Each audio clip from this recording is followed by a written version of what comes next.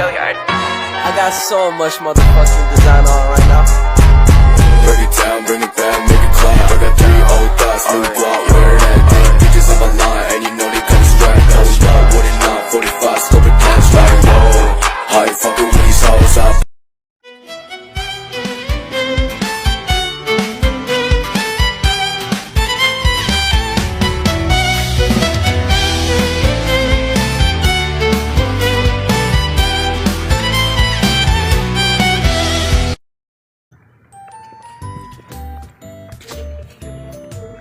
Assalamualaikum warahmatullahi wabarakatuh.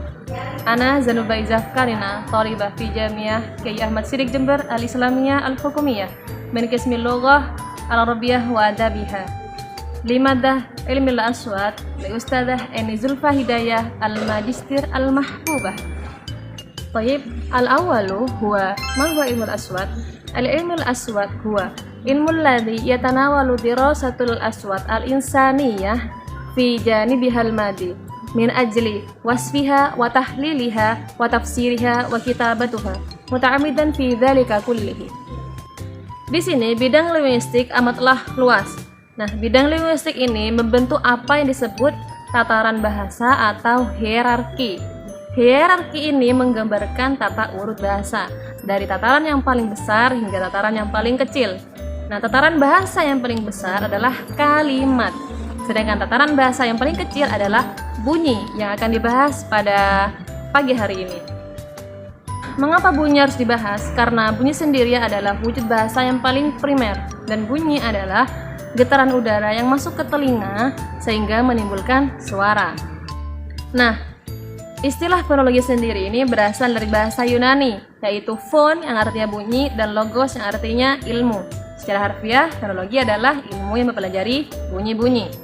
Nah, dengan demikian dapat disimpulkan bahwa fonologi adalah cabang ilmu linguistik yang mempelajari bunyi-bunyi bahasa, proses terbentuknya, dan perubahannya. Ammasani huwa tarikhu ilmil aswat wa furu'uhu. Nah, yang kedua kita akan membahas asal-usul atau sejarah fonologi. Nah, gambaran mengenai perkembangan fonologi dari waktu ke waktu dapat dilihat dari aliran dalam fonologi. Yang pertama ialah aliran Kazan. Nah, aliran ini, tokoh utama aliran ini adalah Baudouin de Chartres. Ada juga Ferdinand de Saussure. Saussure mendefinisikan fonologi tentang bunyi-bunyi bahasa manusia.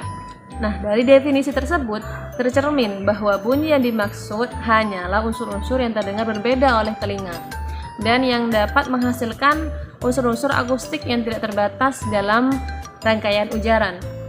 Nah, dalam konsepnya, Saussure dianggap telah membuka jalan terhadap studi fonologi yang kemudian diadaptasi oleh aliran Praha.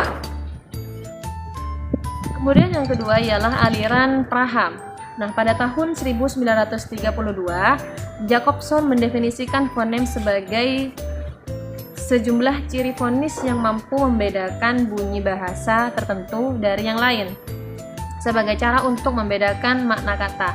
Jadi, konsep fonem merupakan sejumlah arti pembeda.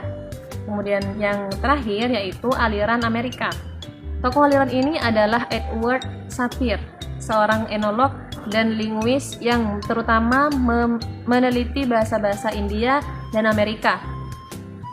Perkembangan fonologi serta perkembangan fonologi dari tahun 1960-an sampai 1970-an menandai dimulainya kajian-kajian empiris tentang bahasa Indonesia maupun bahasa-bahasa lain.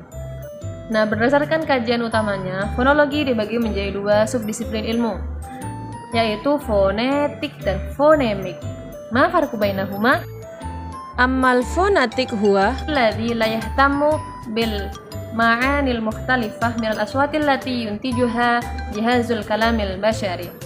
Jadi fonetik adalah ilmu yang tidak mempedulikan perbedaan makna yang dihasilkan oleh alat ucap manusia. Ammal fonemik huwa ilmu alladhi yabhasu kaifa ayatala'iba sautu udwil kalamil basyari wa yufarriqu makna sautul kalam. Sedangkan fonemik adalah ilmu yang meneliti tentang bagaimana bunyi dari alat ucap manusia dapat memanipulasi dan membedakan makna bunyi ujarannya. Kemudian fonetik sendiri dibagi menjadi 3 cabang ilmu. Yang pertama ialah fonetik artikulatoris, fonetik akustik, dan fonetik auditoris. Fonetik artikulatoris sendiri ialah cabang fonetik yang mempelajari tentang mekanisme alat-alat ucap manusia yang menghasilkan bunyi-bunyi bahasa, serta bagaimana bahasa itu diklasifikasikan, atau juga bisa disebut mursal atau sender, yaitu orang yang menyampaikan bunyi-bunyi bahasa tersebut. Cabang ilmu ini ialah menggunakan jihazun nutq, yaitu alat-alat ucap manusia. Nah, yang kedua ialah fonetik akustik, adalah cabang fonetik yang mempelajari bunyi bahasa dari segi bunyi sebagai gejala fisik, yaitu perlu memperhatikan beberapa hal, yaitu frekuensi, amplitudo, dan resonansi. Kemudian yang terakhir adalah fonetik auditoris, adalah cabang fonetik yang mempelajari bunyi bahasa ketika bunyi tersebut telah sampai ke telinga pendengar.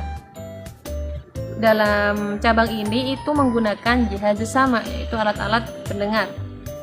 Nah, sekarang kita beralih kepada fonemik.